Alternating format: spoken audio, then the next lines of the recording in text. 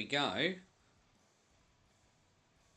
We'll just get some bits and pieces rocking and rolling. Hit some buttons. That turns off that. Which means I press that button there. There we go. Oh, lordy. I was looking down and then looked up and then got the light straight in my eyes, which is always a good start. There's the hockey shelf. Tweets obviously out. Messages are obviously out. What we need is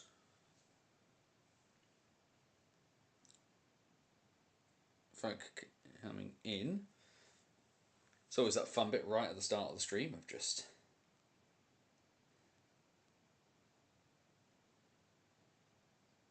making sure the posts have gone out.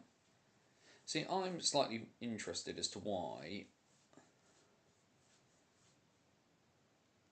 So that's gone out, but it says there's one pending, which I'm really confused by.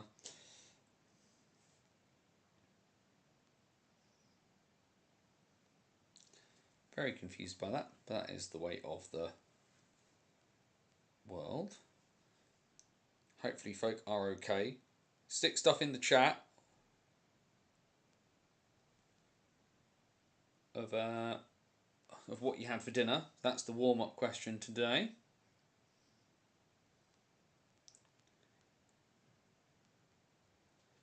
So hopefully everything is good at your end. We'll obviously get people in. Pizza, fair play.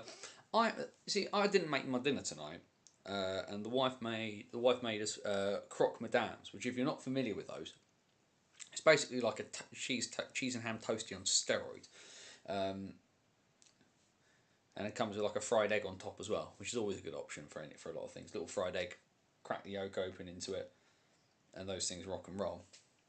Right, I foolishly haven't had a swig of this yet. Oh. Hydration makes better choices. Pizza. Lamberg pizza. The thing is though, Dave, what was the pizza? Because you can't just say pizza, because pizza opens up an absolute raft of choices. Because if there's pineapple on it, you're a heathen. If there's a bunch of different things going on that one. Lee, lamb burgers sounds like a good chat. And I had a lamb burger for ages. Had a lamb roast on Saturday. Didn't do it on Sunday because doing a Sunday roast when I've got to head out to commentate is always just a bit too much, and it's just quite a heavy meal sometimes to have when I've got to be awake and drive and concentrate. So I did the roast on the Saturday. So I did roast lamb, did some bubble and squeak because we had some broccoli that was sort of left over and some potatoes and some spring greens and stuff, so made bubble and squeak. Did roasties, did some stuffing because the wife wanted some stuffing as well. Bit of gravy, it's all well and good. Either way, a lot to crack on with, and we're back where we belong, so let's get on with it. Guys, from the gender fluid and all beyond the binary, it is Wednesday night, it is 8 PM, and this is the BOTW What's Current stream. My name is Anthony Russell, here to take you through the weird, wonderful and wide world that is British hockey. And this season we cover the lot, from Belfast to Bradford, Leeds to Lee Valley. Absolutely anything from all senior divisions across Britain is here on a Wednesday on the What's Current stream. Born of things that came before, but very much here in the now, to take you through anything and everything that is there. Good evening, everybody. Fantastic to see Nikki from 4000 Accounting is there. Good to see you, Nikki.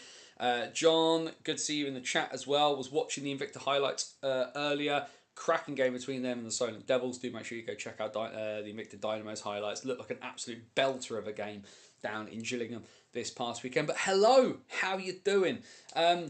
Boy, is there a lot to talk about. We have got a bunch of different things. Of course, more Challenge Cup bits and pieces from the Elite League, the National Division, properly up and running and back on its feet. The Basingstoke Bison have played their first game in over 900 days. We had a young netminder getting a chance far sooner than he probably ever thought he was going to get one. We had cricket scores in the SNL. We had all of that madness between Phantoms 2 and the Huskies in South 2. We'll get into that in a little bit as well. We'll go through all of the results and absolutely anything of everywhere, apart from Solihull, because nothing worked. In Solihull was was the news this weekend. Both the Vixens and the Barons games falling victim to a broken Zamboni that couldn't be repaired. That knocked them out of bits and pieces. But we've got lots and lots of bits to look through.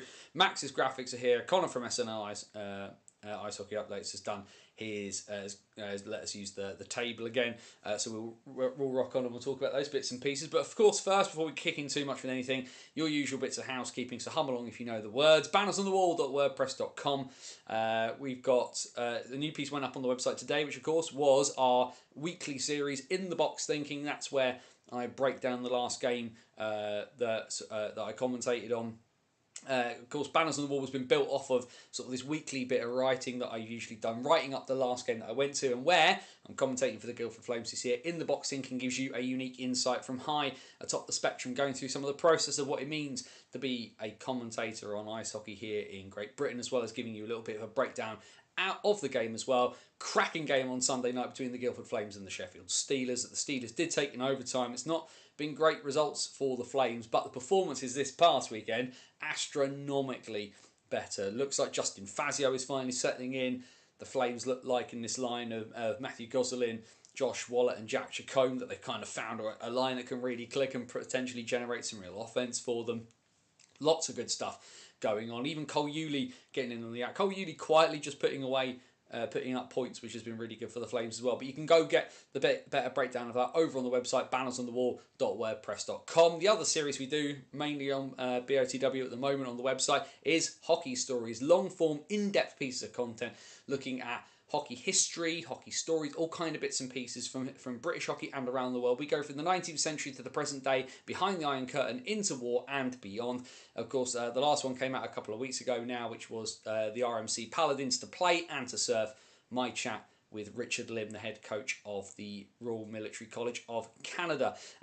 New ones in the works, just trying to get some ideas in true Banners on the Wall fashion, looking for something slightly off-piece, looking for something slightly different, and of course just looking for some interviews as well to do as well, just having a little bit of a pause on things, because did quite a few bits over the summer, so just time to reflect and have a look at those bits. But of course you've got the better part of 15 years worth of stuff that you can go through over on the website, bannersonthewall.wordpress.com. Of course, the joy of being on YouTube is you can head down there to the description, you can get the links to all of our social medias, hit the link to our link tree, you can get where we are on X, we're on Blue Sky, we are on Facebook, which again weirdly we can get monetization on that now, which is a thing, which is awesome. But if you want to help keep the lights on and keep the wheels turning, there's also the link down there to our virtual busking hut over at buymeacoffee.com/BOTW. BOTW is not going behind a paywall. However, if you want to contribute, and like I say, if you just want to help us out with some of the costs of doing stuff, always appreciated. You can do that in the links below. And of course, YouTube. Let's keep the algorithm hamster happy, fat, and fed by subscribing to the channel, liking the video, sharing the video, doing all of those bits and pieces. Because like I say, British hockey, it's a bit weird. We fight the algorithm a little bit, and it's more awesome the more people we can get in. That's the joy of that. Of course, we are back where we belong. We did Friday night because of commentary, but now we are back where we belong on a Wednesday. Which means, of course, that you get the wonder of the chat. Questions, comments, thoughts, feelings, whatever's coming into your head if you want to chat about it as we go through British hockey over the last week or so. Stick it in the chat. Of course, the only thing you have to remember here at BOTW if you're using the chat is remember the golden rule. DBAD, don't be a dick. Be respectful of other people's thoughts and feelings. We're going to have a wonderful time. Jamie, can see him in the chat as well. Good evening, sir. Hope everybody is doing well. The awesome bit is with no games on tonight, we can just kind of talk and have a bit of a nonsense about it all, which is awesome. But yeah, good one on Sunday. Been a bit of a, like I say, going into like the last couple of weeks, like life, been a bit of a grind here at BOTW Towers. Worked really hard. Flames had a run in games, so I had to get a lot of stuff done. Life was just kind of demanding a lot of me, whereas actually kind of like hit the other side of kind of gone through the last sort of like week or so, come off the back of the weekend. Steelers game between the Flames and the Steelers, awesome game of hockey, really, really good. Neither side exactly was like world beating, like it's not like Game 7 of the Stanley Cup Finals in 2004, but it was a good game of hockey that was really entertaining. For whatever reason, I just walked into that game, and it just felt like a weight had lifted off me from the grind of life, kind of thing. Good evening as well. I can see they're in the chat to the volunteer. England Ice Hockey's volunteer of the week, of the month, I'm not sure, but hi Steve. Congratulations. I know why you're in. We'll get to him in a bit. Don't worry. I know why you're here, because we need to talk about the boy, and we will talk about the boy. But stick with us through the show, Steve. We'll eventually get to Isaac's heroics. I promise you. But yeah, like I say, so Sunday we just kind of came at the right time. And you know what? I've had a really good week. I came into the week thinking it was going to be a bit of a grind, and actually, most of the things I've tried to do this week, things have worked out. Everything's kind of gone, and that's just the way life is. Sometimes life, like hockey, moves in cycles, and sometimes you feel like you're at the bottom of somebody's shoe, and sometimes you feel like you're the one wearing the boot, and that's just how it is sometimes. So hopefully, resiliency is really important. Take the time to build that up for yourself. Look after yourself. It's really, really important when you feel like you're not doing well to just like go, I'm not feeling great and I'm not doing great, and move on. But also as well, enjoy the good. Like, enjoy the good times. I'm in a really privileged position where I get to talk about ice hockey on a regular basis. I get to write stuff and make stuff and create stuff. And like I say, commentary is hard work, but it's so much fun. Like I'm not going to sit here and say everybody should do it, because I know like some people don't have the, they're not wired that way, or they wouldn't enjoy like publicly hearing their voice. But I really enjoy commentating. It's been a really, really awesome experience, and I'm looking forward to sort of cracking on with the rest of the season. And Glasgow, so it's somebody different, somebody not in the Challenge Cup again. That I haven't. Admittedly, I have already commentated on the Clan before, so we're kind of into that sort of odd space again of some teams I've seen and some teams I haven't. Whereas Glasgow are the only Glasgow and Fife I've commentated for, but I haven't commentated on the Dundee game yet, so I'm looking forward to seeing the Stars. Just seeing in the chat, Dave, because of course the other thing as well, if you're using the chat, the warm-up question was, what did you have for dinner? Because I had a croque madame, and Dave, I could see, because Dave P is a Romford fan who regularly joins in the streams, massively thankful that he does. So he said he had pizza, and I said, well, you got to clarify, you can't just say pizza. So one meat feast, one Hawaiian, and one garlic chicken. Firstly, a garlic chicken pizza, different, not bad. Hawaiian, war crime, no. We don't do pineapple on pizza, not here. That's not a thing. No, just no.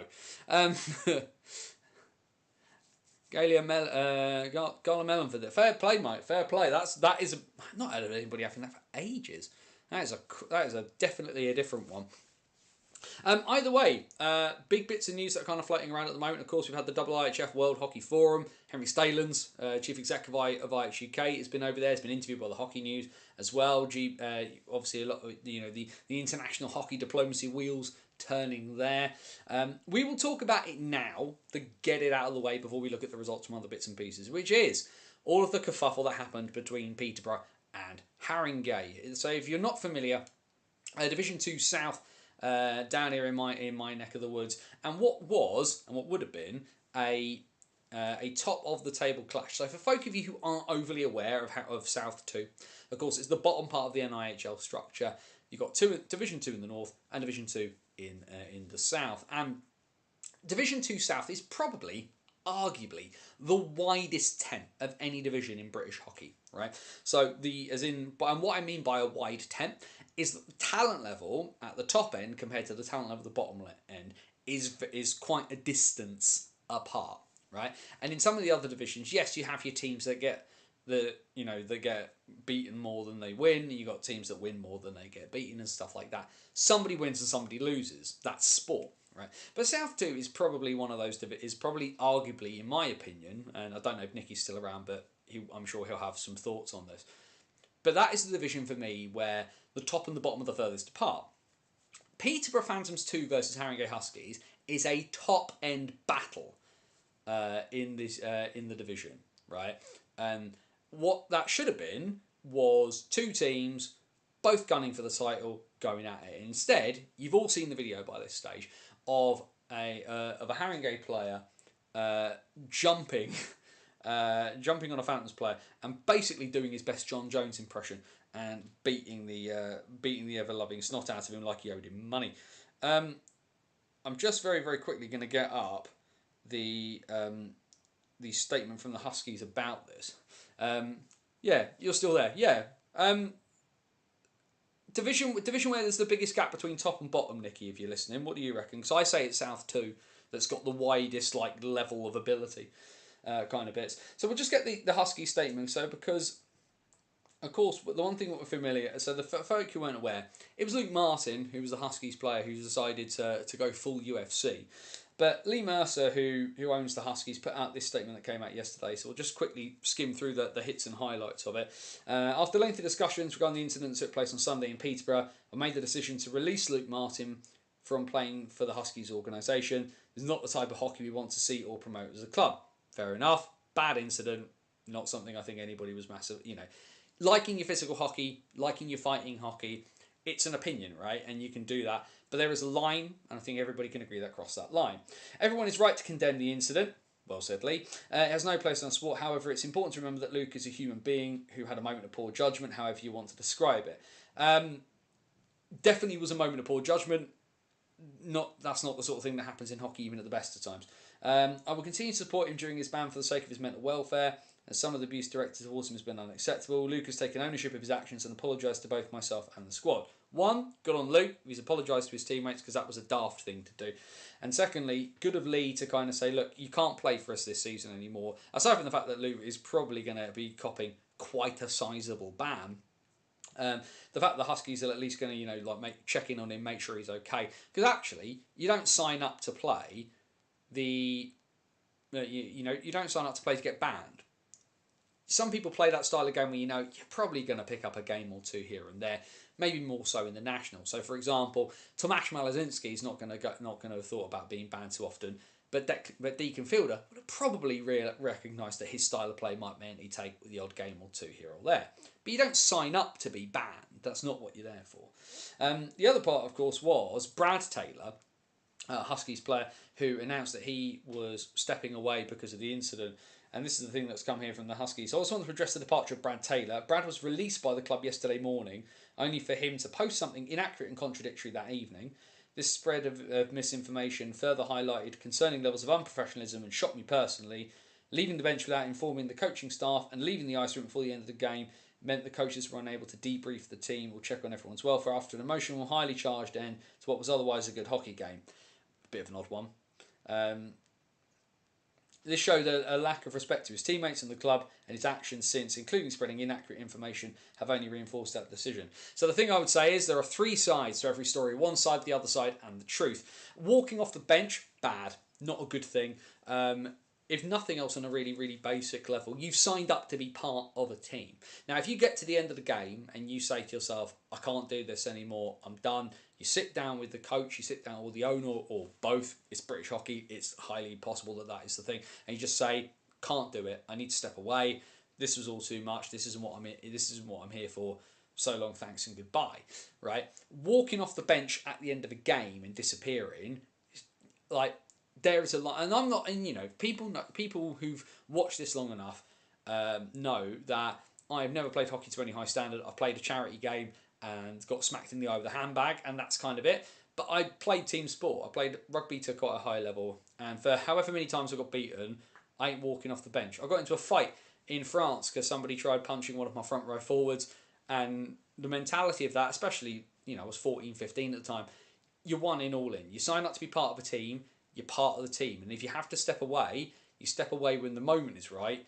not when, not just walking off and disappearing. That's not a good idea. I don't blame somebody for being involved in that incident and after the fact going, I'm not dealing with this. This isn't something I want to be a part of. And actually, I'm going to sit down and I'm just going to, be honest and say, this is me and I'm out and leaving. No issue with that at all. Walking off the bench mid-game, bad idea on that front. So either way, the Huskies are going to roll on with that one. What I'm interested in, because of course we've heard out the Huskies, what I want to have a look and try and find is, interestingly, there has been, that I can see, no statement out of the Peterborough Phantoms about this at all. Now, the big question that will come from everybody, what sort of ban is Luke Martin going to get from this incident? The answer is, it's Wednesday. So DOPS bits and pieces within the NIHL usually happen tonight. and the word starts coming out about it tomorrow. So whilst obviously it'd be wonderful, and Dops, you've got my phone number, so if you want to tell me now during the show, totally fine. We will accept that. And I know the two of them like to occasionally pop their heads over the parapet and watch the show. But like I say, you're not going to hear anything until tomorrow at the absolute earliest. And even then, we may not hear until Friday or Saturday, given when the EIH announce their bans, particularly bans for Division 1 and Division 2. Remembering, of course, the National Division has the game review panel, so major penalties get reviewed quicker, and then a decision is made up to a certain point of X number of games and penalty points, and if it's going to be above that point, it gets pushed on to DOPS, who make a decision and bring down the ban hammer full whack and fast. So, for example, we saw with Jordan Headley thrown out of the game against Solway, and he that went to the game review panel and came back as 5 penalty points and no suspension, which given the fact they gave Rennie Marr 2 games for what he did, you can kind of actually rectify that, because if what Rennie Marr did got 2 games and what Jordan Headley did, probably not getting a full whack suspension, is okay. So at least in that sort of sense, there is a line to follow through that. But yeah, I know. Obviously, I think some people not super pleased on that front. But either way, we'll work our way through and try and figure out and try and see what happens. We'll keep tabs on it. We'll see what happens. Chris, good evening. Good to see you in the chat as well. We are just flicking through a few bits and pieces. There we go. On my phone, just making sure that everything is there. What we need to do then. So we talked about that bit. So the Too Long Didn't Read version. Harrogate Huskies have released Luke Martin. Brad Allen has stepped away, and the Huskies have called him out for disappearing off the bench before the end of the game. We don't know what ban will be assessed, but it's probably being decided tonight.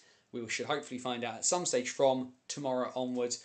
At absolute latest, we'll find out on Saturday when England Ice Hockey publish their sort of disciplinary document bits and pieces. For those of you who actually who missed the bigger part of the whole thing, Phantoms beat the Huskies by 6-3. The Phantoms, of course, coming off the back of their massive season where they did absolute bits in the Cup and the playoffs and the national playoffs as well before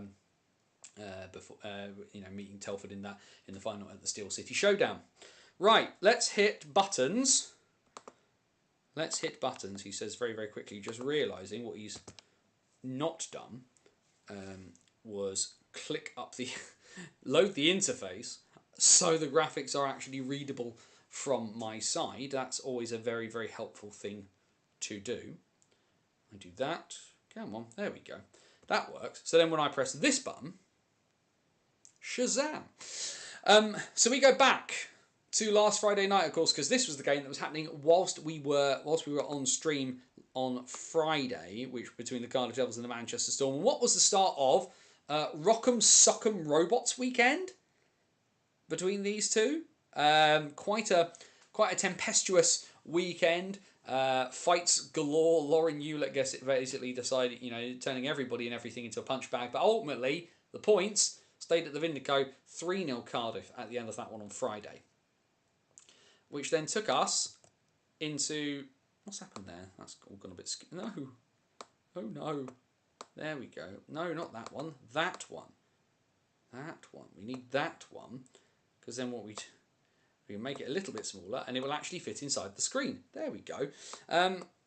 That then leads us into Saturday. So Elite League on Saturday this has been a Challenge Cup weekend still. Next weekend going to be a little bit of a mix in the Elite League, but Challenge Cup this past weekend as well. Nottingham were 4-0 up at the end of the first period against the Guildford Flames. Taz Berman pulled for Justin Fazio, and the Flames found some fire. They pulled themselves all the way back after Nottingham kept thinking they pushed themselves out of reach. The Flames getting it within a goal with just under 5 minutes to play, but couldn't find the equaliser. 6-5 win for the Panthers in the end. Cardiff took all the points against Manchester, a 2-1 win at the Storm Shelter in another aggressive game, shall we say. Dundee, who, like we said, have had a good start to the season, but end up being on the wrong side of a 5-1 kicking by Fife at Kirkcaldy. Great to see Fife being able to get some more wins on the board. We'll see how they do when they get into league action. Of course, the Flyers under the old ownership and everything that went wrong for them last year, just skirting past the worst Elite League season on record. The other game in Group B, a 3-1 win at home for the Belfast Giants against the Glasgow Clan. And then the Sheffield Steelers lose a home Challenge Cup game for the first time in 9 years. The Blaze only getting 18 shots on net to 40 from their hosts, but the Matt Robson robbery show continues, and the Blaze skate out there with a two-goal victory. Archie Hazeldine and Kim Talberg with the goals for the Blaze in that one. That then leads us into Sunday. Only the 4 games, of course, because of Friday night's fun and games. So the Stars get a measure of revenge, but the Flyers do get a point as the Stars win in OT at home against the Flyers in the Challenge Cup. And then Belfast, having won at the SSE, headed across the water to Glasgow, and they won at the Braehead Arena. Coventry went from good to bad, having shut out Sheffield the night before, then get shut out at home by the Panthers. If you haven't watched Chase Pearson has now got the wheels fully in motion, and he is a terrifyingly good hockey player. And then there's the game that I got the pleasure of commentating on. Guildford 3-1 up in this game and end up losing in OT. Ultimately, though, a much better performance all round from the Flames in this one, and you get the feeling that if things might just be starting to click. That's despite being a full line of forwards down at the moment. Matt Alvaro, Ethan Strang and Tyler Prezzuzo out of the lineup, but the Flames still finding ways to sabotage themselves ever so slightly. But like I said, even in spite of the fact that they beat Nottingham 5-1 at home, this was the best that they had played this season. They looked much better in this game, and they did at least get a point, even though the Challenge Cup qualification is now a little bit beyond reach for them. We then head into the National Division, and last Friday night whilst we were chatting, the Steel Dogs and the Phantoms were going back and forth, and the Phantoms have had a really good start under Ashley Tate. You can't argue with it. And they take the extra point at Ice Sheffield, beating the Steel Dogs in the shootout on Friday evening. And then into Saturday, Carl Watson got rewarded for a good Friday night by getting his Steelers debut on the Saturday. So even though they lost, however, the Steel Dogs got to rest out on action, but the Phantoms went back-to-back and won another shootout, beating Telford, another team that had a really good start to the year. The Tigers, of course, do pick up that point. Brad Bowring doing some ridiculousness of scoring back-to-back late tying goals to take the games into overtime. A pretty big weekend from a pretty big player for the Phantoms there. But arguably, certainly one of the talking points of the weekend was the game between MK and Solway. We talked about it briefly earlier. Jordan Headley thrown out of the game with 11 minutes to go as an altercation in front of the net sees him thrown out for using his blocker. And Shaddai Tuamasi, young 16-year-old netminder out of the Haringey junior system. He's on a 2-way contract between the Huskies and Streatham this year, comes in and keeps a clean sheet for the remainder of that game. Massive performance by that young man. Clearly well protected as well by the MKD and the Lightning fans. The MK have made hay about pulling some guys up from London, and that young man I think is going to be a popular gentleman in Milton Keynes for quite some time. Elsewhere on Saturday, we talked about the fact that Leeds had a 0-point opening weekend and that Bristol might be in for a tough night. Well, you'd hate to be the Pitbulls after that one as Leeds turn on the style. And the Wildcats, they're given a test by the Romford Raiders, but they do make their way through. 5-4 for Swindon on that one. And then Sunday, and you can see it there at the bottom, and not the result that they will have wanted, but it was the first game for the Basingstoke Bison in 904 days. Through waiting, through promises that many thought would be left unsaid, the Basingstoke Bison finally returned to the ice. And yes, they lost by 7-5. Evan North with the first goal of the new era, separating his goal for the better part of 1,000 days, separating his goal from Eddie Landsbergs, who was the last person to score a competitive goal for the Herd. But they are back, and they certainly gave Telford a bit of a test on this one. Telford managing to squeak away right at the end. Some bad penalties in the dying embers of that one from the Bison cost them in the end. But they've turned up and they've showed up that they are not to be taken lightly on day one. Of course, we still know that a few home games being rearranged. One home game against Swindon to happen in Swindon. Away games are going to be happening, of course, before we know what's happening with the rink. But we will see how the Bison manage going forward. Swindon, well, they consigned the Steel Dogs to a 1-point weekend, a 4-1 win for the Cats. at Ice Sheffield to continue their good start to the season and leave Sheffield fans scratching their heads ever so slightly. From what I've seen from Wildcats fans, not their best performance by some stretch. But ultimately, you don't always have to play the greatest to get a result. Leeds decided they enjoyed winning 8-2 so much the night before, decided to just do it again. So fair play to Leeds for that. We like consistency. Consistency is what won Leeds back-to-back championships as a result. And then we have the two games that caused a little bit of controversy. Firstly, for the MK fans who were saying that the goal that the Hull should have had a goal disallowed. No, they shouldn't. Archie Salisbury initiates the contact. He pushes Johnny Cornell into Jordan Headley. That's never a disallowed goal in a month of Sundays. It is not goaltender interference. The rules make the point of saying that if the defenseman initiates the contact, that it is not goaltender interference. Salisbury pushes Cornell's stick into Headley, and at that point, Cornell is not initiated the contact himself. He's not trying to hit the keeper. It's a goal. MK win anyway in overtime. Hull have had a really rocky start to this season so far, feeling like maybe they thought their luck was on the turn with that one, but ultimately MK doing MK, and they actually went away from home. So look, Lightning fans, you can win on the road. And then we have the one that a lot of people are talking about in Romford.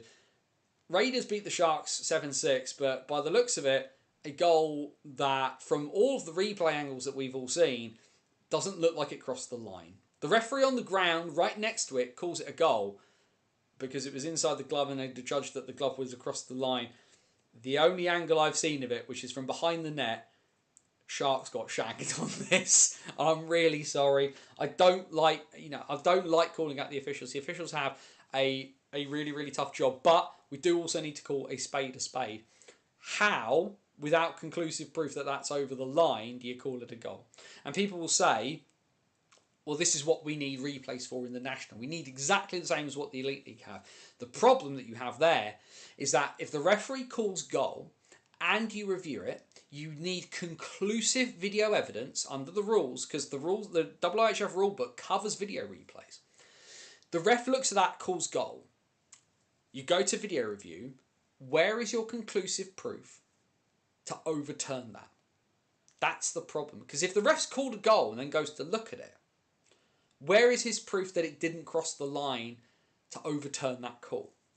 Now, ultimately, I don't think it crossed the line. In the same way that Romford fans were saying the other week, oh, it's goaltender interference, when it wasn't goaltender interference, and people didn't seem to be aware of how, I thought it wasn't goaltender interference at the time, but everyone was saying, he's outside the crease, it can't be goaltender interference. It can be goaltender interference outside the crease if the attacking player initiates the contact.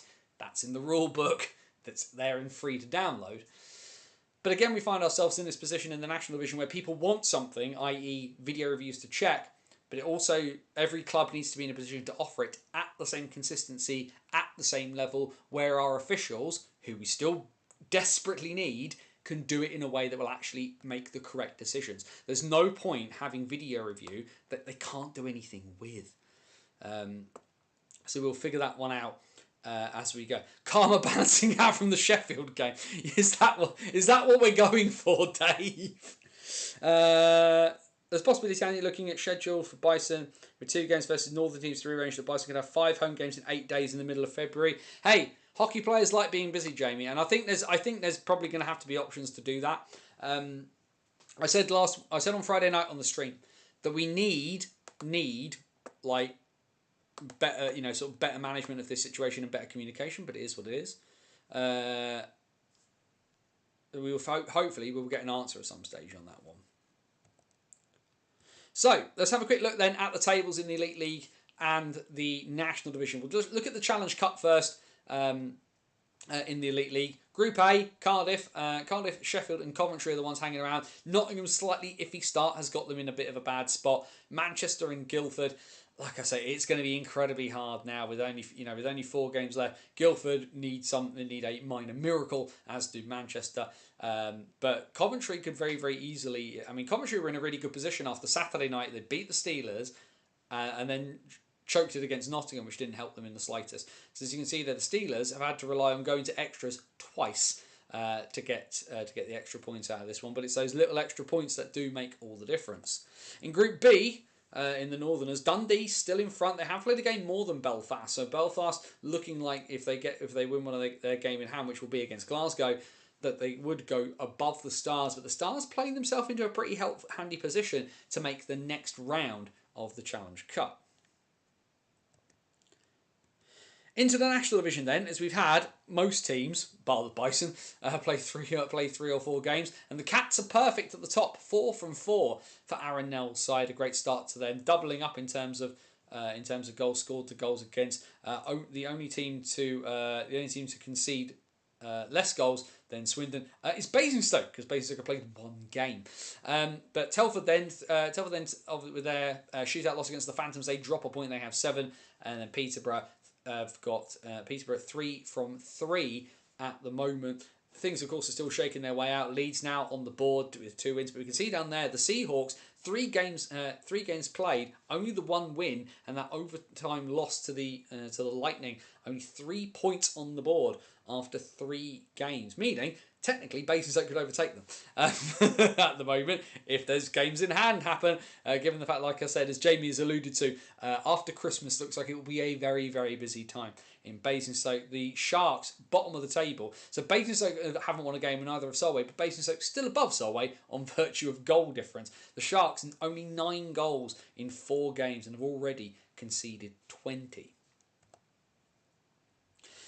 Into the fixtures then for this upcoming week. So it's a split in the Elite League. There's a couple of league games on Saturday and a couple of league games on Sunday.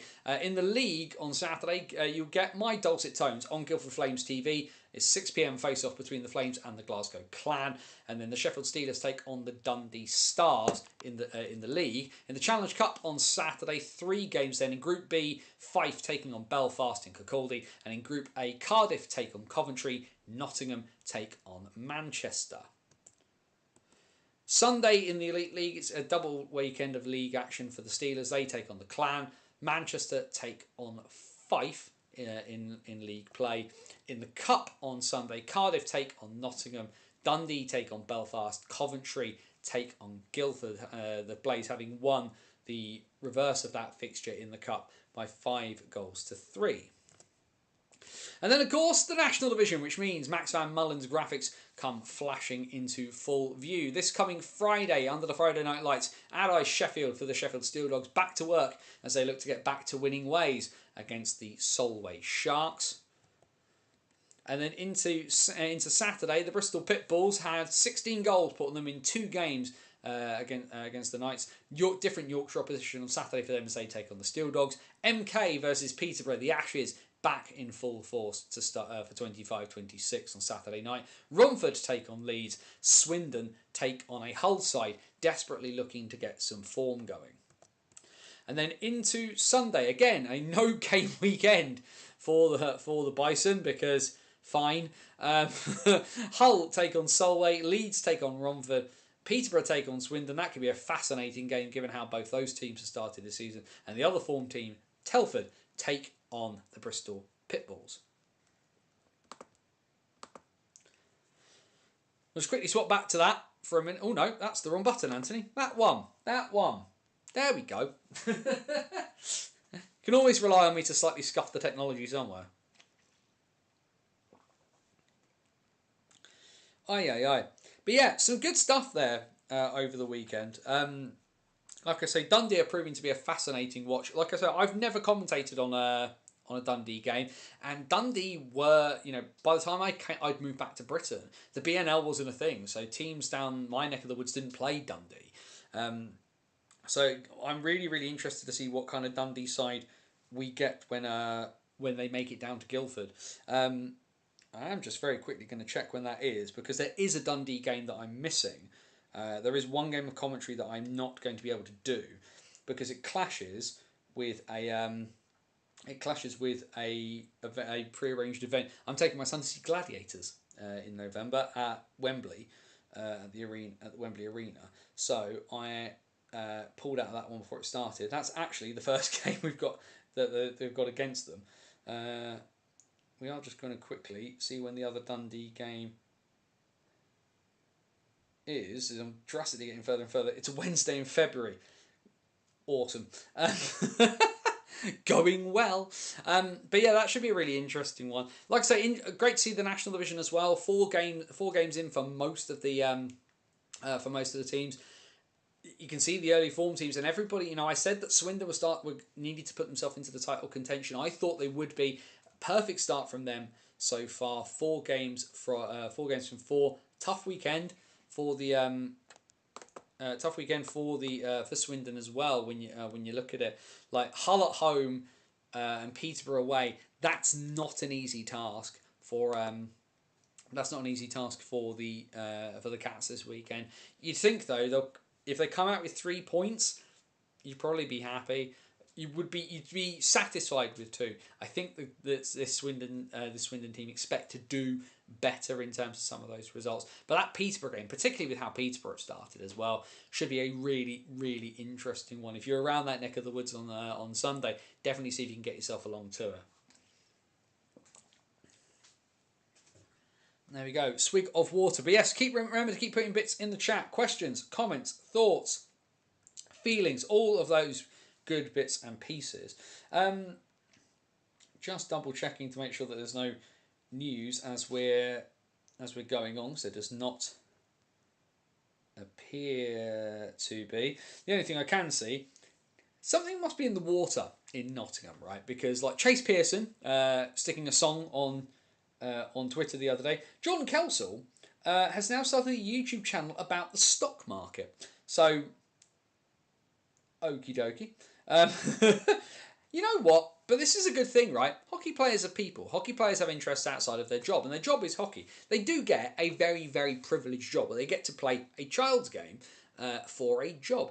But that, if something is your job, you need your outside passions. And for Chase Pearson, that's making music and being somewhat philosophical. For Jordan Kelsall, investing in the stock market. Fair play, you know. If you like players and they've got like a good artistic interest, check it out. It may not be for you. Check it out. Give them that bit of support, because hockey players are people, and people need to be well rounded.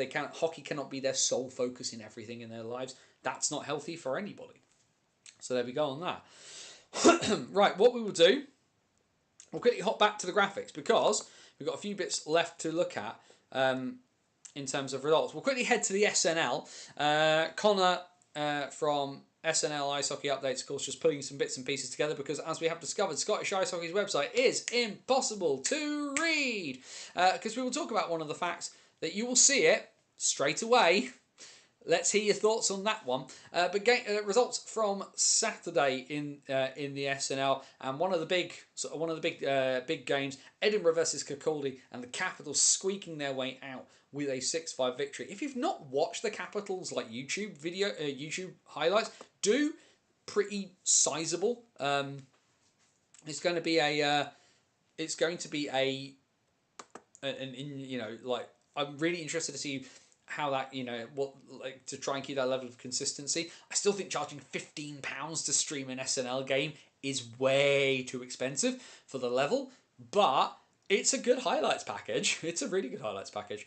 Elsewhere, North Ayr, of course, who had that cracking start to the season, have been on a bit of a losing run ever since the champs, the Dundee Rockets, put them to the sword by 8-2. And then you can see it there. Aberdeen putting up an absolute cricket score, 23-1 against the Kilmarnock Thunder. As you can appreciate, if you go and have a look at SNL Ice Hockey Updates on Facebook, one of the things Connor does is he does the graphics for all of the sort of top point scorers and stuff like that. Would you like to guess how many Aberdeen players are in the top points and goal scorers at the moment? Because the spoiler alert is quite a lot of them, because it is absolutely barking mad when you score that many goals in a game. What we're just going to quickly do is try and see if we can find, because it's 23-1. I can see that. So Lennon Stephen with a hat trick. Jaden Baxter with a hat trick as well. Macaulay Armstrong getting the man of the match for the for the links in this one. What I want to be able to see is a big long list of all the goal scorers and whether we're going to be able to, and whether we're actually going to be able to do that, but it doesn't appear to be leaping out. Let's just see if we can actually have a look. And have a look and see if we can find the SNL website, because that's crackers whilst we're doing that. Elsewhere though, Sunday, Whitley continue their perfect start to the season so far. 7-2 win over the Paisley Pirates. Kirkcaldy though don't get any points on the Sunday. They're about facing head to the Fife Ice Arena. The Capitals pick up the maximum, a 5-3 win in Fife to get a good weekend for the Caps themselves.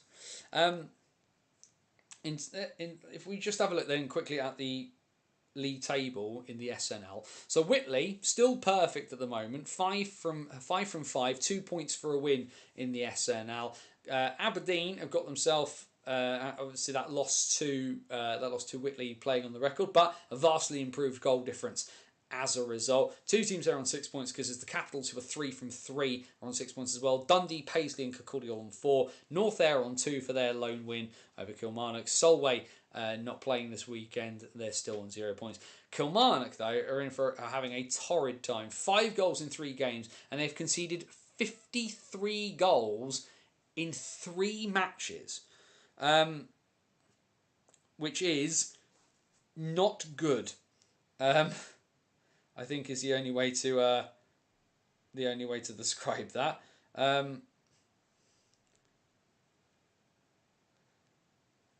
Just seeing if we can find the game sheet actually from the Aberdeen game. Yeah, Links have an ex-Raiders playing Jack Flint. Yeah, I didn't realise it was the same guy though, Dave. Links 3 in the top 5 goal scorers in the league. So let's have a look here for the Aberdeen Links off the back of Saturday. Brant Saretsky 4 assists. Connor Duncan 3+3. Mark Lang 4+4. Jack Hutton 2+1. Daniel Topping 1+1. Aaron Thompson 1+2. Jaden Baxter 4 goals, no assists. Sean Dyer 3 assists. I'm just looking through this list. Ruben Wilson, Callum Smith are the only 2 outskaters to not register a point from the roster. I'm just double checking that the netminder didn't get any. Liam Griffin, the netminder, got a point. Rory Wood, the backup, didn't get a point. So 3 out of the entire roster didn't, but even the netminder managed to get an assist. So the goals there. So 3 from Connor Duncan, 1 from Lennon Stephen, 4 from Mark Lang, 1 from Josh Purvis, 1 from Toby Reynolds, 2 from Jack Hutton, 1 from Daniel Topping, 1 from Aaron Thompson, 4 from Jaden Baxter, 2 from Zach Thompson, 1 from Owen Mitchie, and 1 from Macaulay Armstrong. The lone goal for the Thunder coming from Thomas Sutherland. The Thunder appear to have travelled quite short benched into this one as well. 1, 2, 3, 4, 5, 6, 7, 8, 9, 10, 11, 12 skaters for the Thunder in that one. But either way, as you can see, a pretty... the league table doesn't telling quite a story there. 53 goals conceded in 3 games is pretty bad, all things considered. What we'll do then is we'll go and have a look momentarily at the... we've done the SNL. Let's go and have a look at the rest, Division 1 and Division 2 of the NIHL into the bargain. Of course, the lovely box score bits and pieces for the NIHL come at the courtesy of the brilliant Joe Scutts over at NIHLstats.wordpress.com, which doesn't do much if Hull don't send in the game sheet. Cheers, Jets. 5-2, though, the Jets beat the Leeds Knights 2. And even though the results haven't been going Leeds' way, we're seeing them being much more competitive in games this year. Massively, massively appreciate such things, which is always good to see. Elsewhere on Saturday, the Telford Tigers 2 came within a whisker of beating the Blackburn Hawks last week, but this time they were troubled by a Sheffield Scimitars side that has struggled to register anything so far this season. And the Scimitars, Well, they lose again. They have five defeats in a row. Telford with 3-0 up, 3-0 and 4-1 up in this game, but were given a bit of a fright by the Scimitars before eventually pulling away. Only 2 minutes of penalties for each side in this one. Hat-trick from Finn Howells, as well as goals from Vladimir Luka. Goals for the Shims in this one coming from Simon Williams, Jacob Scott, and Aidan Dancer. If we can scoot down here as well, Nick Winters, 36 saves.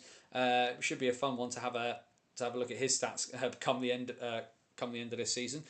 D-side, I mean, we talked about the fact that D-side, the question for D-side was going to be their defence. We talked about it in the off season. Everybody with an opinion on North One talked about how would the defence be for the Dragons. Well, they were 1-0 down in this game after 20 minutes. And then went absolutely barking mad and were 8-1 up by the end of the second period. Alex Rushby getting on the board because it's Alex Rushby, and that's not to be unexpected. But an absolute mammoth offensive effort in the second period with only one power play goal. It should be noted. Jake Witkowski already has 6 games on the season after three games in this. After this one, stats-wise. So let's go have a quick look here. As you can see, Evan Cole's facing 44 shots. Isaac Ballinger facing 18. Jace Gledhill only facing 18 shots all game, getting the start ahead of Tyler Delapetouche for this one. So as we said, Rushby with the goal. Evan Cole's as well, given 27 minutes of penalties, as you can see there, given a game misconduct for slashing into the bargain here. For the Dragons, 2 goals from Ethan Mayo, 1 from Matt Wainwright, 1 from Colin Cromie, their American import, 1 for Matt Barlow, 1 for Jared Dickinson, 1 for Jake Witkowski and a 4.9, and a hat-trick for Ross Kennedy. Into Sunday, and the Knights again causing some problems, this time against the league champs, the Billingham Stars. The Stars starting later than everybody else, but they've had 2 games, played the Knights twice, and beaten them twice, albeit 7-4 was a little tighter than they probably would have anticipated. The Knights got it back to 5-4 at one point, but late goals from Darren Stattersfield and Ben Greenhalgh made sure that the Knights held them fully at bay. James Moss with 2, Ian Brown with 2, and as we mentioned, Greenhalgh and Darren Stattersfield, the other goal coming from Alex Preston. Goals for the Knights coming from 2 from Owen Dell, 1 from Danny Harrison, and 1 from Lawrence Dean. And in this game, well, it was a bit of a contentious one. There was a bit of a fight that happened in the second period. With Ewan Williams, Joe Matthewman, Ben McLellan and Jared Knowles getting involved in this one. But again, the Scimitars go down. They lose their 6th game in a row, and the Wild pick up their 3rd win already of the season, a 5-3 victory for them. Joe Matthewman, who did appear for the Steel Dogs on Friday evening, getting on the score sheet here. 2 goals for him, 1 for Bailey Challens for the Scimitars into the bargain. For the Wild, a hat-trick for Andrew Hopkins and goals from Ben McLellan and Alex Parry. Luca Tassadri making 35 saves, Nick Winters making 30. So it's a nice even goalie battle, if nothing else.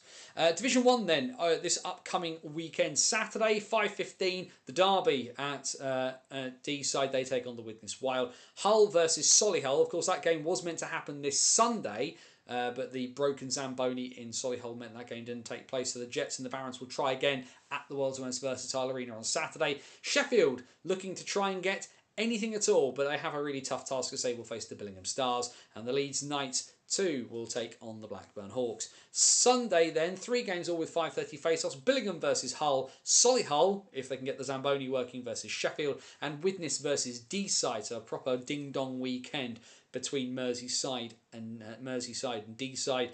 And then Blackburn take on the Nottingham Lions. That's a 6 p.m. face-off over in Lancashire. Into the south then, and well, something of a local derby, Romford and Chelmsford. Romford and Invicta and Chelmsford. It's a little triangle of distaste for one another. But But the Dynamos in this one getting the points over the Buccaneers. The goal that should be noted as well here for folk who remember the name, because he's popped up a little bit. He's on a two-way this year between the Buccaneers and the Lee Valley Lions. Nathan Awayemi getting on the board just 3 minutes in for the Bucks before the Dynamos turn things around and push themselves away. Andy Smith, Jacob Branson, Cameron Pywell, and import defenseman Daniel Gattenby with the goals for the Dynamos in this one. A pretty heavy night in terms of shots. So for Max Van Mullen, he makes a 51 save performance in this one. With that, given the amount of firepower that the Dynamos do have up front, good job by the boy. Love you, Max. Thanks for doing the graphics, even though you were probably absolutely knackered by the end of it. And then, well, we knew they were going to come to it eventually, and we knew it was going to happen. But Slough and Streatham went to battle early in this one. They met in pre-season, of course, split results there. But it's Streatham who take the first game between these two this year. It does go all the way to overtime. Streatham were a goal up. Slough were 2-1 and 3-2 up. Danny Ingoldsby cancelled out by Luke Smittle. Seb Moore cancelled out by Jared Lane. And then Smittle's second of the night cancelled out by Aidan Doughty with just under 9 minutes to go. But it's Danny Ingoldsby's unassisted overtime winner that sends the extra point back up to the high road. We know these two sides are going to do this battle forever and ever. A 40 save night for Matt Smittle in net for the Jets. Into Sunday, and like I said, I watched the highlights of this earlier. It looked like an absolute corker of a game in the League and Cup between the Dynamos and the Devils. But it's Invicta who get the shootout win, and somebody who you could probably call him Mr. Invicta, Andy Smith, with the shootout winner. 2 goals from Mark Pitts for Solent, goals for Evan Chard and Daniel Gattenby for the Dynamos in this one. 55 shots to 40, so definitely a busy night for the shot counters in that one. The derby in the West in a shutout for the Swindon Wildcats and Ben Clark Leach. 31 shots he saves in the end, and as Swindon beat Cardiff by 4-0 down at the Vindico. Cal Forshy, Charlie Turner with 2, and a goal from Jake Williams. As you can see there as well, penalty trouble for the Fire. 3 power play goals they let up inside the first 21 minutes. And Ellis Shepherd getting himself a misconduct at the buzzer, because why not? After that point. Next weekend then in South 1, Solent and Invicta will turn about and we'll have another go down in Gosport. That's a 5 p.m. face-off down on the south coast. Streatham versus Swindon on the High Road on Saturday at 5:30, and Slough welcome Romford at 6:30 over in Berkshire. Sunday, Romford versus Solent at the Sapphire. Invicta versus Slough in the Challenge Cup down in Kent. League action between Chelmsford and Streatham. Be interesting given some of Chelmsford's early results this season, how they manage with Ben Painter's side. And then League and Cup between Swindon and Cardiff, as the two teams will try and have one out at the Link Centre. Oh, apologies, I'm just pressing buttons and things aren't working. There we go. There we go. It does work eventually. Into North 2. Why defend when you can not defend? Sutton 12, Deeside Dragons 2, 5. Just an absolute bonkers game where none of the netminders are going to be wanting to have a look at any of the stats in this one. Sutton with 57 shots into the bargain of this game. All 4 netminders getting ice time in this one.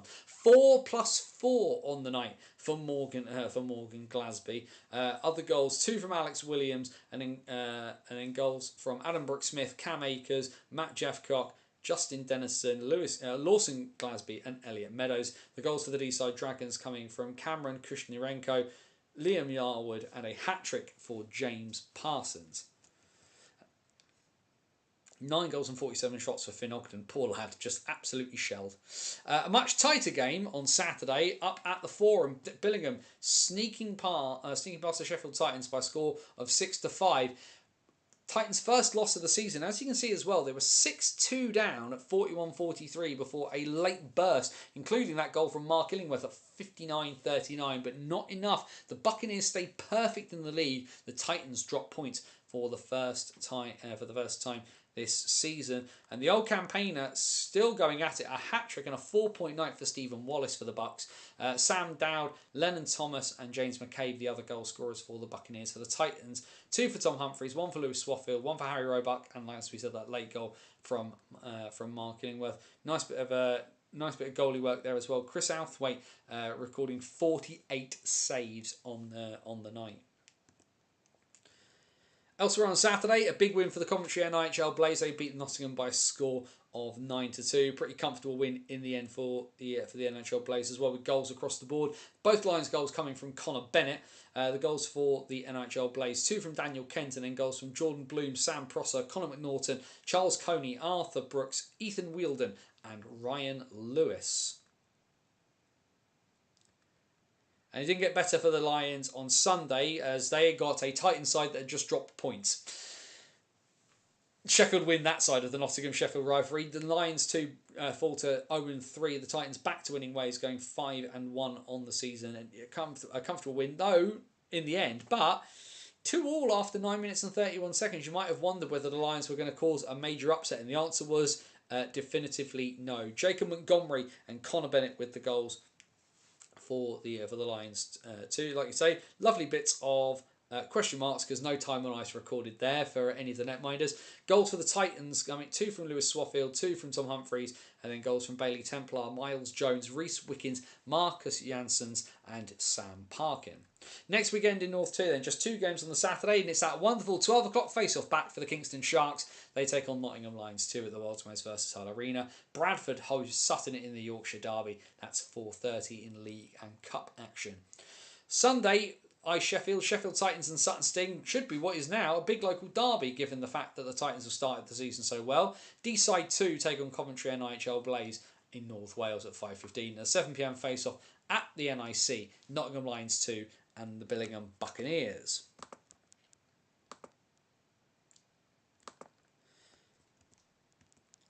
And then South 2. We'll skip past the game we know about in a bit, but a close one in the league. Lee Valley having gotten some points in the Eddie Joseph Memorial Cup, unable to do so in the league in this local something of a local derby, and even more of a kicker for Lee Valley. They were 3-0 up early in the second period. Tadger Allen with 2 goals, and Hayden Allen had them 3-0 in front, and then it was a massive comeback from the Warriors, tying things up through George Beckett, Eden Rolfe and Vaughan Quilter before an overtime winning goal from Taylor Chard gave the Warriors the extra point. So the Lions do pick up a point out of this one, but will ultimately probably be kicking themselves given they were 3-0. They were 3-0 to the good. Ethan Frayne pulled out of this game in the second period. Whether that's an injury or not, we don't know, but we will check on that one later. And then on Saturday, it was the first ever game in the history of the Slough Spitfires. They were under the cosh a little bit, 4-0 and 5-2 down. At one point in this game, 5-2 at the beginning of the third period as well, and they certainly made a bit of a fist of it, and then ended up giving up a late winning goal in this one. Ben Beldakos getting the winner, short-handed with just over 5 minutes to play, but a heck of a fight from Slough to pull himself back into this one. Haringey goals coming, 2 from Ben Beldakos, including that winner. William Novick with 2, and Stephen Woodford and Robert Rayner with the other goals in that. Slough Spitfires goals coming from Aaron Edworthy, Luke Dreelan, Ed Cave Humphrey, Isaac Merry and Scott Ander. Elsewhere on Sunday, Chelmsford had a good Saturday. They didn't have a good Sunday. Beaten at home by the Cardiff Canucks, who've now got 2 wins already on the season. 4-4 heading into the third period, but a good third period performance. 2 goals from Sam Davis and a goal from Joe Tyrrell in that final frame, getting Trevor Hendricks' side the points in the end. Goals for the Warriors from George Taylor, Louis Holding, Kean Lloyd and Taylor Chard. Goals for the Canucks, as we mentioned, there were Davies in the end with a hat-trick. Stephen Joseph, Joe Tyrrell, Harvey Rose and Steve Osman getting the goals for the Canucks in that one. And well, it was close. It was close last week when they played in Guildford. It was close-ish again at MK. But the Thunder found themselves on the end of a 6-2 defeat at home against the Guildford Phoenix. The Phoenix were 5-1 up heading into the third period. Mark Austin made the scoreline look a little less shiny before Josh Abbott finished things off there. Along with Abbott, Ollie Dennis, Josh Sherrington, Monty Gaylor, and 2 goals from Liam Kennington for the Phoenix. The goals for the Thunder, as we said, Mark Austin, and 1 from the back end, and James Bryan. Peterborough versus Haringey. We talked about it. Haringey actually as well 2-0 up in this one, and it was 3-3, 24-29 before Peterborough sort of pushed themselves out of sight. Stuart Appleby, Stephen Woodford, and Robert Rayner with goals for the Huskies. AJ Herring, a couple from AJ Herring with a hat trick, 2 from Nathan Pollard and 1 from Leo Markey for the Phantoms in that one. And then next weekend in South 2. 2 games on the Saturday. Peterborough look to get back to action after whatever Sunday was against the Chelmsford Warriors. Invicta Mustangs and the Solent Junior Devils will meet down in Kent on Saturday night. Sunday, the Phoenix head back home in League and Cup action. They take on the Lee Valley Lions. Traditionally, again, it seems to happen at the end of the season. It's now happening at the beginning. The first ever home game for the Slough Spitfires. They came within a whisker of beating Haringey on the Saturday. Can they triumph against them this coming Sunday in the Spitfires' first ever home game? That's a 5:45pm face-off over in Slough for the Spitfires and the Huskies. 6:15pm at the Ox Pens, Oxford Rising Stars and the MK Thunder. And then 7:30pm down in the West Country at the Dog Pound, the Pitbulls 2 and the Invicta Mustangs. That's some horrible travel for Invicta on a Sunday. Don't envy them on that one at all.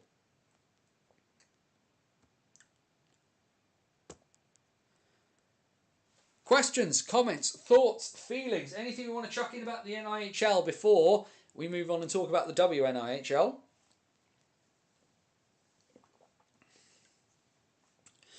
I know it shouldn't, but it bugs me they are called the Canucks when there's not one Canuck playing in their roster.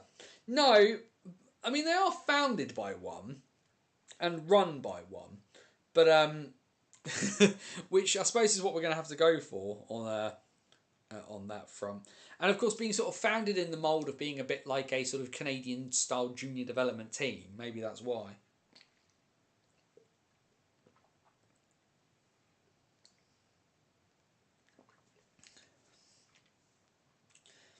I've just noticed as well, Jordan Kelsall's description for this video he's put up.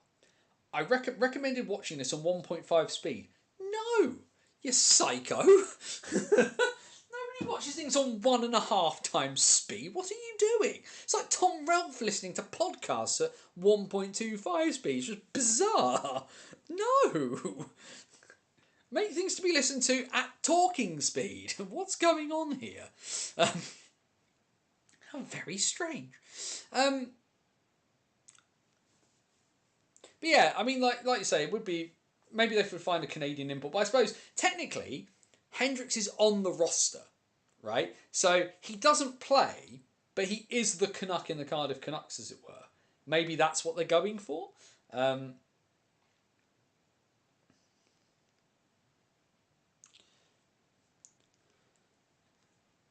Hope to be at the Spectrum on Saturday for Clans Visit. Bob, yes, do come say hello. I'll be relatively easy to find.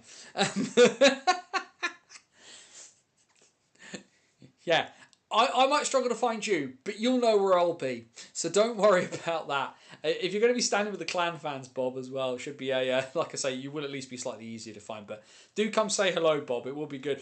Really looking forward to seeing Austin in action as well. Should be an interesting one.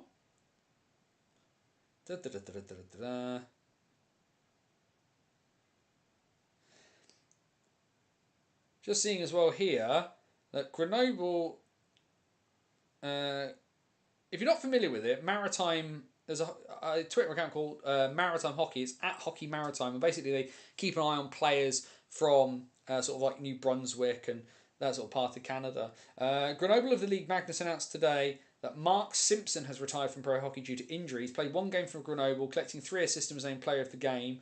Multiple University Cup championships with the University of New Brunswick Reds, and a former Grand Slam EIHL champion with the Sheffield Steelers.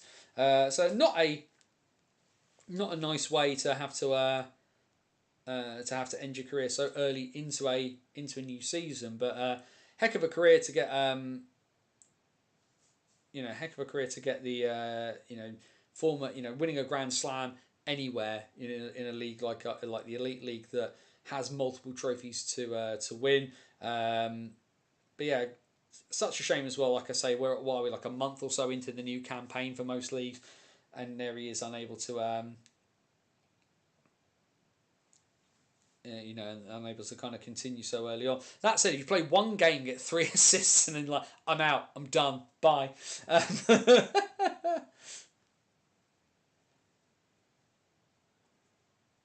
Such is the way of the world on such things. But hey, we do enjoy.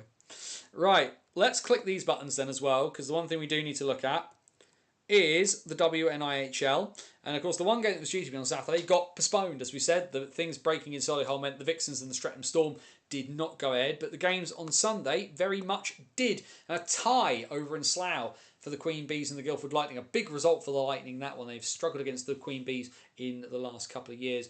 But it's top of the table and still doing the damage. The Whitley Bay Beacons with a 5-1 win at home over the Guildford Huskies, which means that the table looks very, very promising for them at the moment. 3 games played and 5 points for the Beacons, ahead of the Queen Bees and the Queen Bees on 3 and the Lightning and the Storm on 2. Solihull, unfortunately, because of that issue with the ring, still yet to play. That was meant to be their first game of the season, and now they will have to wait and hope they can get that game rearranged. Bristol, 3 defeats from 3 games and a -14 goal difference into the bargain.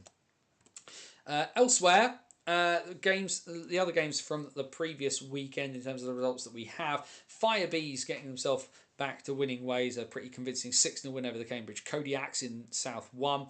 In North 2, in the Valerie division, 5-2 win in the Yorkshire Derby between the Leeds Roses and the Sheffield Shadows. The points staying on the white side of Yorkshire. And Blackburn sneaking out of Telford with a 3-2 win. Been a tough season so far for the Wrekin Raiders, but that is a promising performance to do so well against Blackburn. Dave, the Kodiaks was a tough game and a goal given that didn't cross the line again. Feels like it almost feels like there's a conspiracy somewhere, but there isn't. South 2 in South 2 Valerie division, a 4-3 win for the Slough Sirens. They managed to get one over on the Haringey Greyhounds. In the Elizabeth division, the Lee Valley Vampires getting a good solid win on the road against Bristol Huskies 2. The Vampires winning by a score of 5-2. And then in the under-16s division, a big win over in Hull for the Deeside Dragons. They beat the Kingston Diamonds by 9-1. And then in the under-16s, in the south, he says, make sure the graphics have dropped over. A tie over in Telford with the Midlands Wrekin Raiders and the Swindon Top Kittens unable to be separated after 60 minutes. But the Husky Puppies with a big win at home over the MK Storm, 6-1 in favour of the West Country side.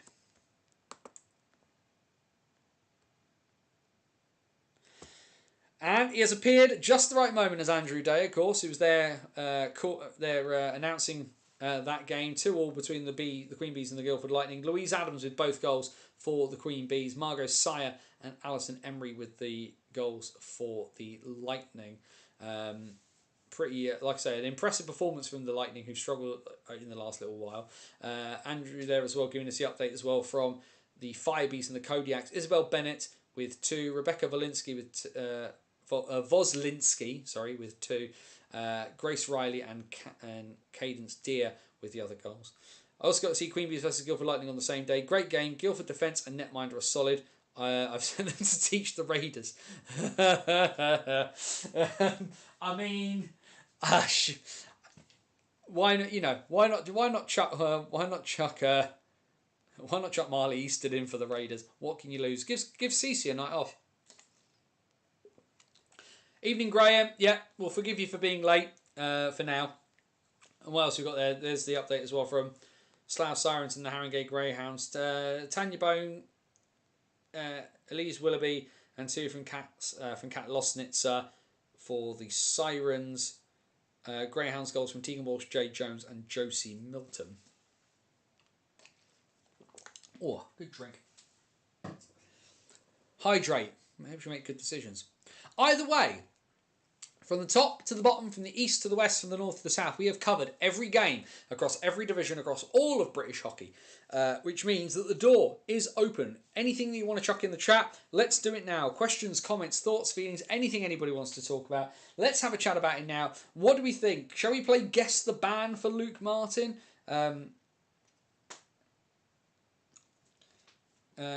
we? What do we want to do on that front? Lee, I can see what you've sent me there. Me at 1.5 apparently. No, that is a terrifying noise, Lee. I talk really fast already. Um, definitely don't watch this stream at 1.5. I get it. Like 60 to 90 minutes feels like a lot to take in. And I am a lot. I admit that. But I speak so fast anyway. Me at 1.5 speed is having just listened to that is utterly terrifying. Maybe it's because it's my own voice. But no, not doing that again. Don't want to do. Thank you very much. That was terrifying. um, But yes, what else have we got? Obviously, NHL preseason still continuing on for teams as well. Marc-Andre Fleury got his grand goodbye from the Pittsburgh Penguins. As a Capitals fan, I hold the Penguins in the highest levels of distaste. But fair play to Fleury, quality netminder. Will always prefer Ole Kolzig because I will do as a Caps fan. But fair play to the Penguins. It was a really good send-off. Like, I think they approached it in a really good way as well. Fleury very clearly able to still play, but has kind of retired because he just feels like he's hit the end of the road kind of thing. So he was able to go in, play a period of a preseason game, not embarrass himself, not cause an issue for anybody. And yeah, like, fair play. If you're gonna say goodbye to a team legend, I think that's a really good way of kind of like of saying goodbye to a player. Like, I don't think it works for everyone in that sense, but obviously the thing with Fleury having been a Penguin, having gone to Vegas, then kind of bounced around a little bit towards the end, having gone from Vegas to Chicago to Minnesota and not ending in Pittsburgh. So the idea that, that kind of Pittsburgh kind of brought him home, let him have one more game as a Penguin to kind of sign off. And in American sports, there's very much a baseball thing, like 1-day contracts to kind of retire on. But like Fleury actually getting to play for the people in Pittsburgh one last time, like I say, I don't like the Penguins, but even I have to kind of acknowledge that was if you're going to do it, good way to do it. I watched 2 WNHL games, Division 1 and Elite, and it's cost me £0, 0 pence. The women deserve more than having freebies. The Kodiaks charge a £5 to get in, and so they should. Ice time isn't free, nor is player registration.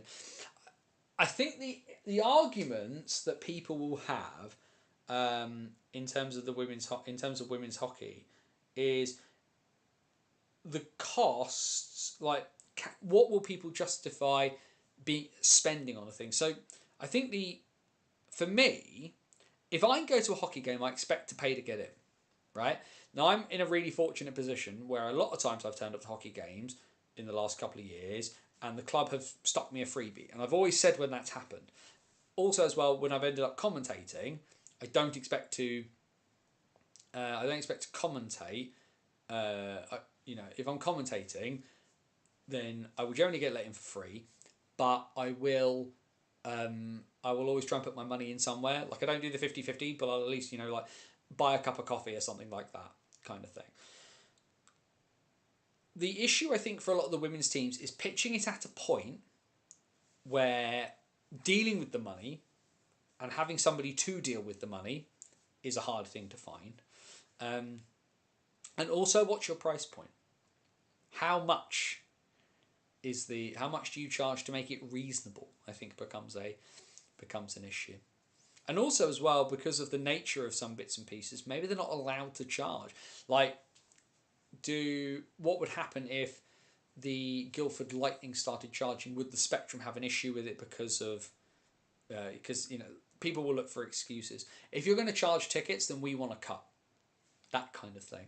And so women's teams who are not cash rich, is my understanding, would need, they need to be.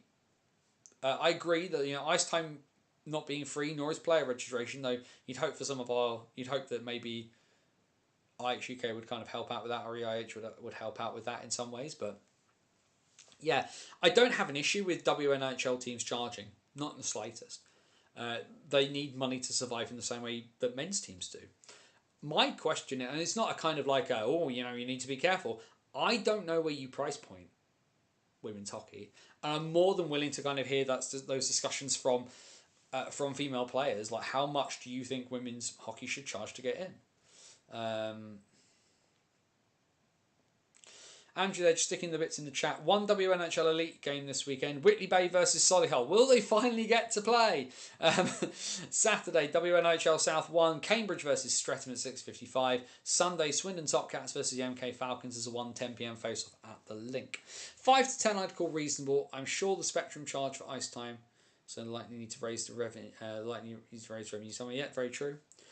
Queen Bees are going to try a family night game, charging £5 on Saturday the 11th of October against Whitley Beacons. EIH team of volunteers to be there to help run. Interesting. £5 per... Is that £5 per person to get in, Andrew? Is that kind of like £5 for your group? How are they doing that as a family night game? Because I'm a little confused as to what they mean by that. Quite happy to stick out a few bits and pieces and help them promote that, Andrew. So like if there's bits that they want me to share. How much is NHL 2? I'd say women's elite should be at least the same. Let's have a look actually, shall we? Should we have a quick squiz?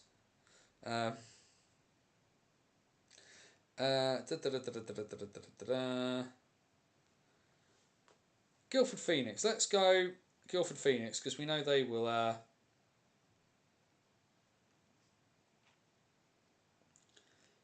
Guildford Phoenix. What saith the Guildford Phoenix? They will put some bits on there.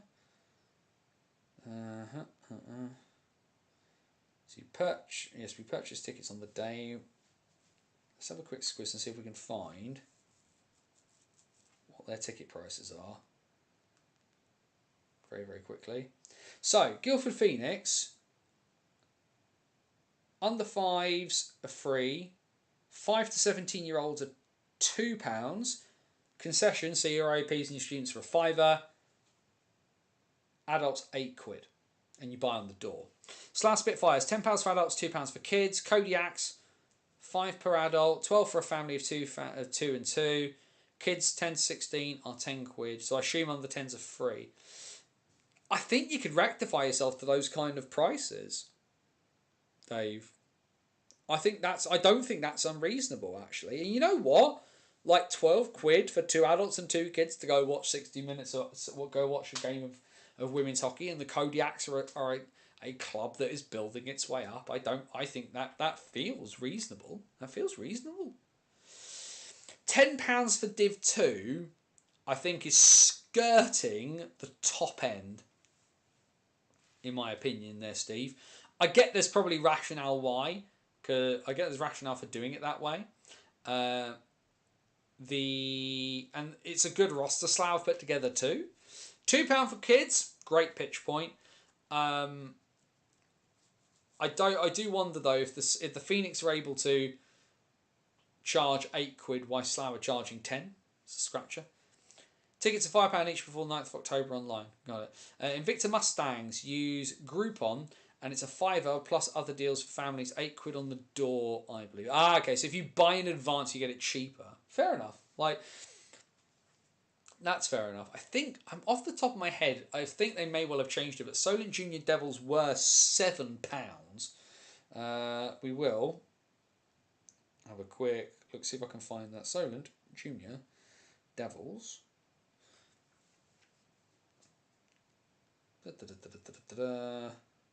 Is this going to load?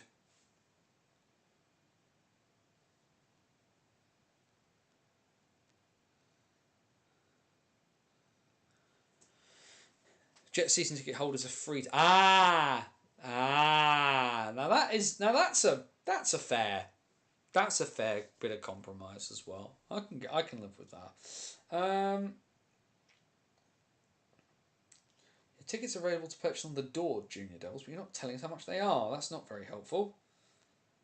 Here we go. So, Solent Junior Devils, you can actually get a season ticket for the Junior Devils, which is an interesting one. £63 for an adult season ticket, 36 for a child. On the door, family, so 2 plus 2 is 20 quid. Adults are 7 quid. Concessions are £5.50. Kids are 4. So fair enough. So, okay, not terrible. What we need to look at, let's have a quick look actually, to North. Because we had a long look here at the South. What have we got in the North?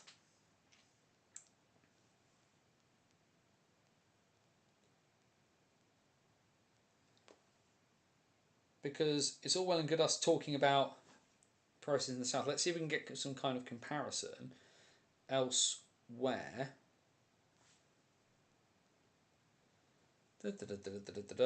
What's Andrew sent me here?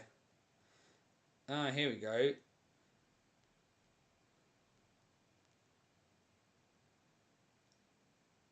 So that's the thing for the Queen Bees. Fair enough. I will sort that out later, Andrew. Let's have a look. See if we can find something from the Sting. So Sutton Sting. So we're talking a top end Div 2 side in the North here. Sutton Sting is £7 adults, £5 concessions. So your OAPs, your students. Kids are 4 quid. 2 kids are 6 quid. So if you're an adult and you turn up, so it's £7 for you, and then £6 for 2 kids to come in. So that's 13 quid for an adult and 2 kids. Kids under 5 are free at Sutton. So we'll pick one more team. Let's try Bradford. They're always very supportive of BOTW bits and pieces. Bradford Bulldogs. Let's see if we can get a garner on their prices.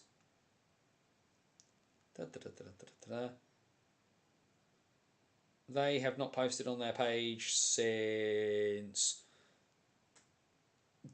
Christmas last year. That's unhelpful. What do we want here?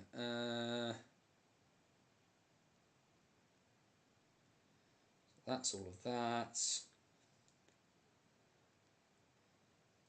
that's their fixture list. That's not hugely helpful.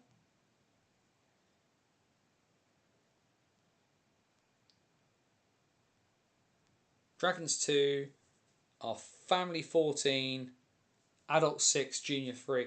I mean, given the fact that the Dragons 2 are a second team as well, like up north, so I think the rationale we can kind of rectify ourselves to here is that women's hockey could probably justify charging a bit of money, and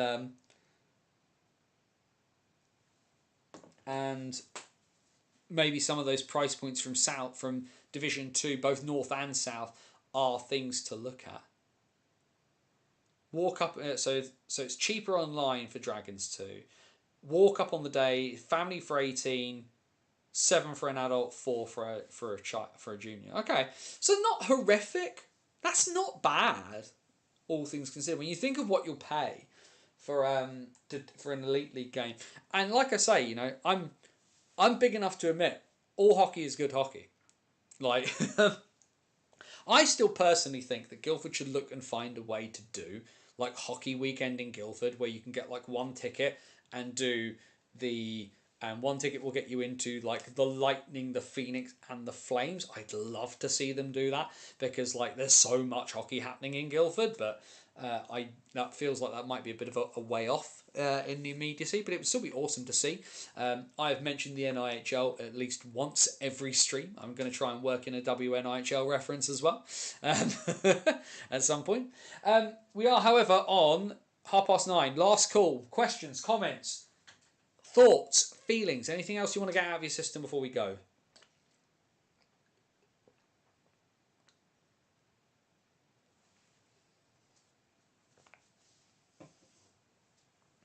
That will be the call.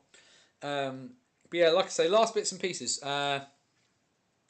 You'd be super busy commentating. It would be a tough one. That's for sure. Yeah. But no, that was good. That was a really, really, really good kind of interesting chat. Something a little bit different there, where we kind of took, where we kind of like really kind of poked at something. So thank you very much for chucking that in, Dave. Really interesting. Thank you for folk who joined in as well. Like I say, all hockey is good hockey. British hockey is bigger than one league. It's bigger than the elite league. It's bigger than the national. And you know, all parts kind of need each other to kind of survive as a growing sport. We can't just say we can't expect one part to grow and not worry about the others into the bargain. So irrespective of whether, like me, you commentate on the elite league or whether you're collecting 50-50 money into North, like we all kind of need to help build what we've got here at all the different levels. So right, for the upcoming midweek fixtures in the National League, should every home team do kid for a quid with it being half term? I appreciate why that would be very, very tough to do for some teams because of their financial position. Would I like them to do it? I would like each team to feel that they'd be in a position to do kid for a quid at least once a season. Guildford do a couple of nights of kids go free. You have to ring up the box office to get those. But I'd like to think that each national, because the thing is, like half term, Jamie, I think each team should pick either like October or February. Pick a game or whichever one they've got there and do it that way. But yeah, I think like should they do it? Like a lot of people say, well, we shouldn't have to give things away for free and that kind of stuff because they're businesses. Ultimately, growing the game, we've got to find ways to grow the game, grow the fan base, grow the player pool, right? And that will be things like loaning goalie kit to people for free. That will be free tickets and schools bits and pieces and scout groups and guide groups and all kinds of bits and pieces. So like, as a premise, yeah, fine. If you like, should they? No, because I think that's not always feasible. But I think finding ways to cause things like that should be a thing. Here's the thing for you: anyone with a blue light card, there is a website called Blue Light Tickets. It's associated to but not immediately linked in with. Go stick stuff on Blue Light Tickets. Cheap tickets for police, firefighters, ambulance people, NHS folk. Do things like that. That's a way to do it, right? There's a bunch of different things that you can do. Like, let's have a think, for example. So, like Widnes being in Merseyside, there's docks nearby. You could do £5 if you've got like your union, if you've got like your union card or something like that. I don't know, for a night. There's a bunch of different ways to do this, but you can't also put yourself into a hole and give away loads and loads of freebies if it's going to put you in if it's going to financially shank you. You can't do it.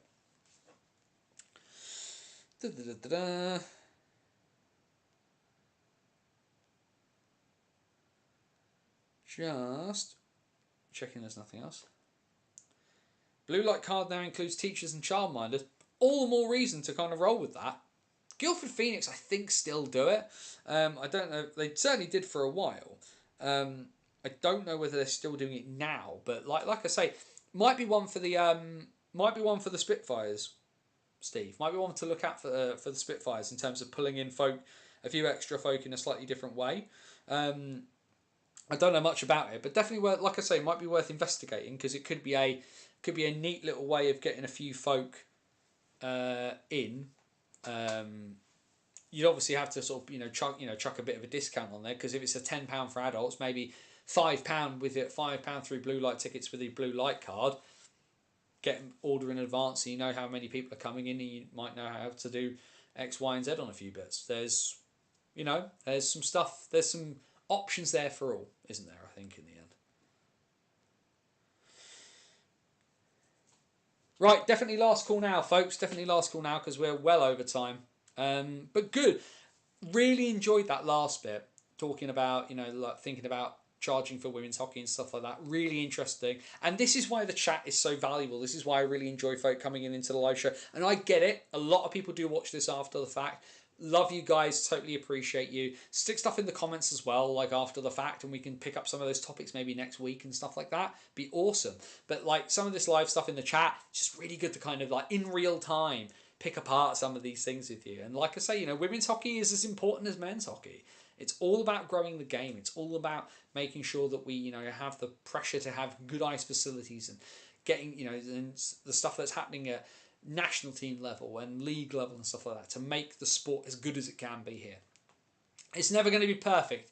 I think we realised that from Romford versus Solway, but we can always try and do stuff from there. Right, call it there. Bannersonthewall.wordpress.com, your number one source for all things related to things British ice hockey. Keep up with my bits and pieces going on through In the Box Thinking, your in-depth insight from high atop the Guildford spectrum, giving you a sort of look at ice hockey that I don't think is being done anywhere else, where the commentator kind of comes out and walks you through what's happened the week before. And of course, we will have more hockey stories before too long. Go check out some of our pieces from across the summer and most recently, whether it's about the RMC Paladins, whether it's about Whitley joining the SNL, whether it's about the Gentleman Flyer, the story of Constantine Cantacuzino. If you've not read that man had a ridiculous life. Go check that out. But either way, nearly 15 years worth of stuff over on the website, bannersonthewall.wordpress.com.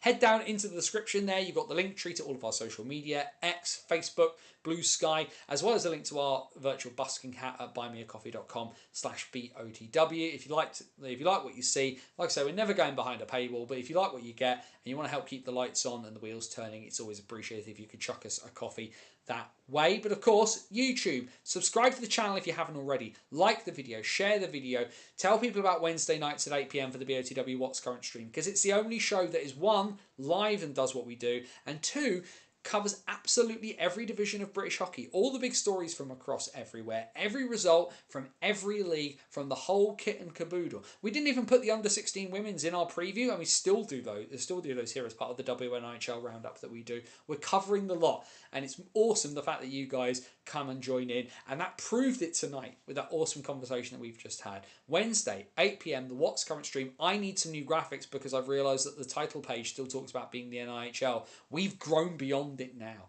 and that's thanks to you guys for joining in. It's massively appreciated. Thanks, mate. Hoping the WNHL pick up the idea and follow the Kodiak's form. Definitely worth the £5 to £10. Fair play. But yeah, there we go. Another week's worth of stuff done. Feels like we're into it now. Couple of games down. The wheels are turning. Everything's rocking and rolling. Everybody is playing. And yeah, it's great, isn't it? Isn't great hockey back? The weather's starting to turn. It's getting a little cooler. It's October the 1st. My wife is already in a Halloween t-shirt. Such is the way of things. Saturday. If you're not at a game on Saturday, Guildford Flames TV, yours truly to talk you through the Guildford Flames and the Glasgow Clan in Elite League action. You can get all the links, of course, through the socials. I'll retweet them too. Join us if you can on Saturday if you've not got anything else to do. But wherever you get your hockey week this weekend, I hope you enjoy it. It's the greatest sport on earth for a reason, and there's so much on offer. It's amazing.